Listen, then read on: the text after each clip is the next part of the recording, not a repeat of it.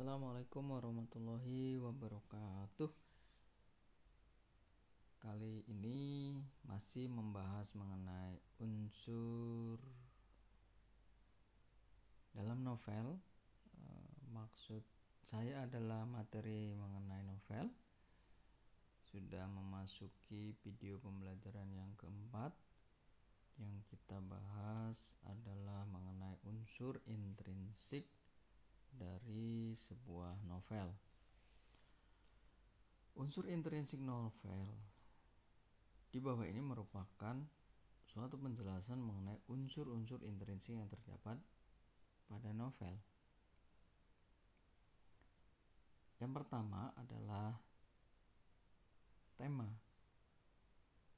Tema ialah pokok-pokok permasalahan yang terdapat di dalam karya sastra novel yang telah dibuat oleh penulis.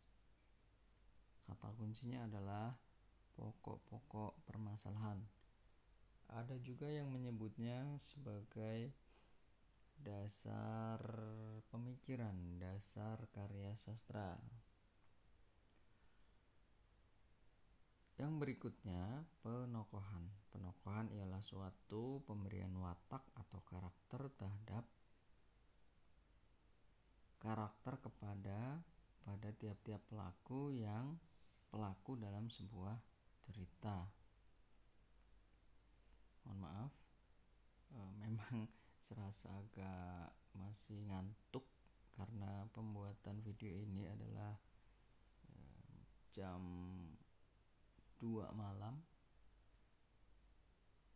Lanjut, para tokoh tersebut bisa diketahui karakternya dari cerita fisik, lingkungan tempat tinggal, dan juga dengan cara bertindaknya. Ini adalah tokoh atau kalau dulu kita menyebutnya adalah orangnya atau pemainnya. Kedua, alur. Berikutnya adalah alur. Alur ialah suatu rangkaian peristiwa atau kejadian yang membentuk jalannya cerita dalam karya sastra novel.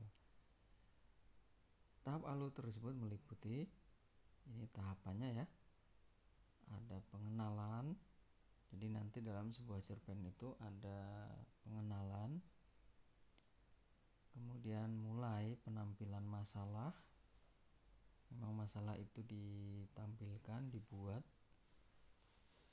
Pemunculan konfliknya seperti apa, puncak ketegangannya, peleraian, serta juga penyelesaian. Jadi ada 5 ya: pengenalan, penampilan masalah, pemunculan konflik, puncak konflik, peleraian, juga penyelesaian. Ada 6 malahan.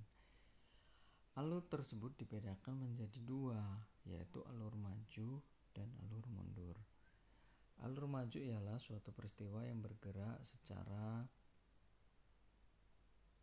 bertahap dengan berdasarkan urutan kronologis menuju alur cerita. Maksudnya adalah mulai dari pengenalan, penampilan masalah, pemunculan konflik, puncak ketegangan, peleraian, dan penyelesaian. Itu yang dimaksud dengan alur maju. Jadi urut dari 1, 2, 3, 4, 5, dan 6. Alur mundur ya rangkaian peristiwa atau kejadian yang terjadi karena ada kaitannya dengan peristiwa atau kejadian yang sedang berlangsung. Maksudnya adalah bila dicerna adalah dari tahap alur tadi, berarti dibalik, artinya tidak secara urut dari tahapan alur dari penyelesaian, peleraian, puncak, pemunculan, penampilan masalah, dan pengenalan. Gaya bahasa. Gaya bahasa ialah alat Alat utama penulis dalam menjelaskan, mengilustrasikan, menggambarkan, dan juga menghidupkan cerita dengan secara estetika. Estetika itu adalah nilai dari keindahan. Jenis-jenis gaya bahasa antara lain ialah sebagai berikut. Personifikasi. Sebelumnya kita sudah pernah belajar ya di SMP gaya bahasa, atau di SMK juga, tetapi di kelas 10, kelas 11 itu sudah membahas mengenai gaya bahasa. Kata lainnya adalah majas. Ialah suatu gaya bahasa yang mendeskripsikan macam-macam benda mati dengan cara memberikan berbagai macam sifat-sifat seperti manusia.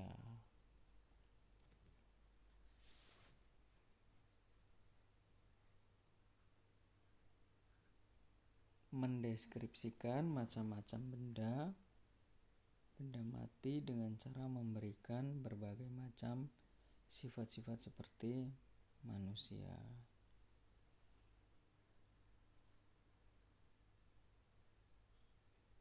Contohnya adalah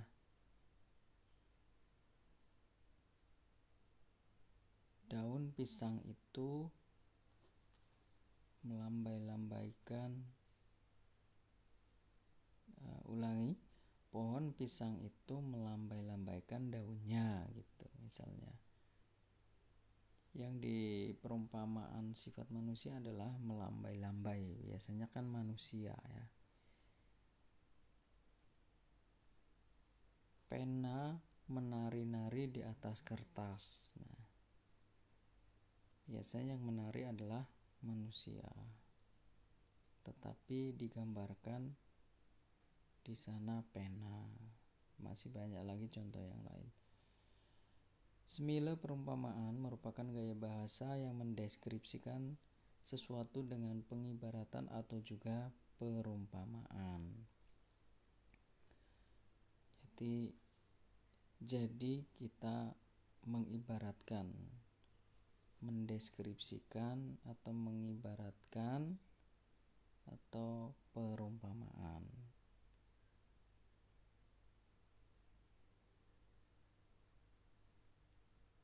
Hiperbola merupakan suatu gaya bahasa yang mendeskripsikan sesuatu dengan cara berlebihan dengan tujuan untuk memberikan efek yang berlebihan. Bila dilihat sangat banyak sekali contoh-contoh dari gaya bahasa yang nantinya bisa dipahami. Latar belakang atau setting. Latar merupakan penggambaran terjadinya suatu kejadian atau peristiwa dalam sebuah cerita itu meliputi waktu, tempat, dan suasana. Ada latar waktu, ada latar tempat, ada suasana. Waktu berkaitan dengan jam, hari, kemudian tempat di mana menunjukkan tempat, suasana, kemudian keadaan itu masuk dalam suasana. Sudut pandang ialah suatu penampakan diri pengarang atau penulis dan juga cara penulis itu dalam melihat berbagai macam peristiwa atau kejadian dalam cerita yang dipaparkan kepada tiap-tiap pembaca. Ada sudut pandang orang pertama, sudut pandang orang kedua, sudut pandang orang ketiga. Sudut pandang orang pertama biasanya menggunakan kata ganti aku atau saya. Sudut pandang orang ketiga biasanya menggunakan dia, mereka, atau nama orang. Itu secara umum. Kemudian amanat. Amanat ialah sebuah pesan yang disampaikan yang terdapat dalam karya sastra dalam sebuah novel. Sebuah karya sastra pasti memiliki amanat yang akan disampaikan oleh pembaca. Terima kasih. Jadi novel ini sudah memasuki video yang keempat. Bila belum menonton video-video sebelumnya, bisa diakses untuk menambah pengetahuan. Ini saja yang bisa disampaikan, kurang lebihnya mohon maaf. Saya akhiri. Wassalamualaikum warahmatullahi wabarakatuh.